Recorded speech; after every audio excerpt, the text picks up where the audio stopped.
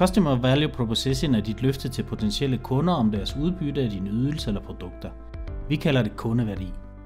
En kunde er altid en person, der har en bestemt rolle i en virksomhed. Det skal man huske, for man kan aldrig sælge noget til en virksomhed. Kun personer med bestemte roller i virksomheden. Leverandører har nogle produkter og ydelser, som de gerne vil sælge. Kundens købsmotivation svarer til det forventede udbytte, minus omkostningerne og risiciene ved købet. Kunden har nogle opgaver, der repræsenterer både problemer og muligheder for kunden. For at få ordren til en god pris, skal sælgeren overbevise kunden om, at ydelsen eller produktet er mere værd end udgiften og risikoen ved købet. Kunden vil betale mere for produktet, hvis værdien er høj. Ved at øge fokus på kundeværdi i salgsarbejdet og salgskommunikationen, kan du blive mere succesfuld og opnå bedre salgsresultater. Vi kan hjælpe dig med at skræddersy en fuldstændig salgsproces med tilhørende salgskommunikation til de forskellige kundesegmenter, du arbejder med.